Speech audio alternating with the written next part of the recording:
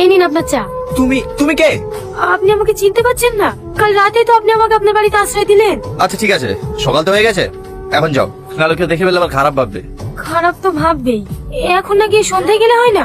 আমি ঘর থেকে বেরোবো না। আচ্ছা ঠিক আছে, সন্ধ্যার সঙ্গে সঙ্গে চলে যাবা। যাই দুটো খাবার করে গিয়ে, আমাকে আবার বাড়াতে যেতে হবে। আপনাকে আর খাবার করতে হবে না, আমি রান্না করেছি। বাহ, তুমি তো দেখছি একদিনে সবকিছু জেনে গেছো এই বাড়ির। আচ্ছা ঠিক আছে, খাবার যখন করি ফেলি তো নিয়ে আসো, আমাকে আবার ভাড়া যেতে হবে। উফ, এই আস্তে আস্তে আস্তে।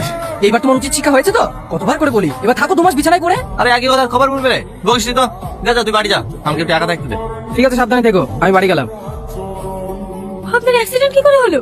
কি ব্যাপার, তুমি এখনো যাওনি? তোমাকে বলেছিলাম না সন্ধ্যার পরে চলে যেতে। যাও যাও যাও যাও। না মানে আপনাকে এই অবস্থায় রেখে? আমাকে নিয়ে তোমাকে ভাবতে হবে না, তুমি চলে যাও। কি হলো, দাঁড়িয়ে আছো যে? যাও। আপনার লাগেনি তো? না না, লাগেনি। কোথায় যাবেন? একটু বাথরুমে যেতাম। ঠিক আছে চলেন, আমি আপনাকে নিয়ে যাচ্ছি। না না থাক, তুমি চলে যাও, আমি একা যেতে পারবো। আর আপনি পারবেন না, চলেন।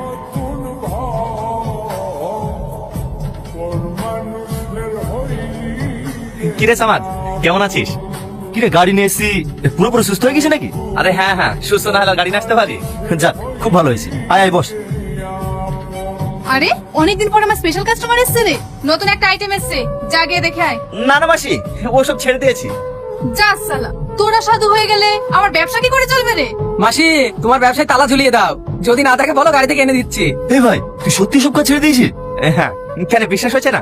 না না, বিশ্বাস হবে না কেন? কিন্তু হঠাৎ এত পরিবর্তনের কারণ? কারণ তুই একদিন বলেছিলি না, যখন শাসন করা লোক আসবে আমি এসব কাজ ছেড়ে দেবো, ঠিক তেমন। এই টনি, তোকে একটা কথা জিজ্ঞাসা করার ছিল, তুই অনেকদিন আসিসনি তো, তাই জিজ্ঞাসা করা হয়নি। কি কথা?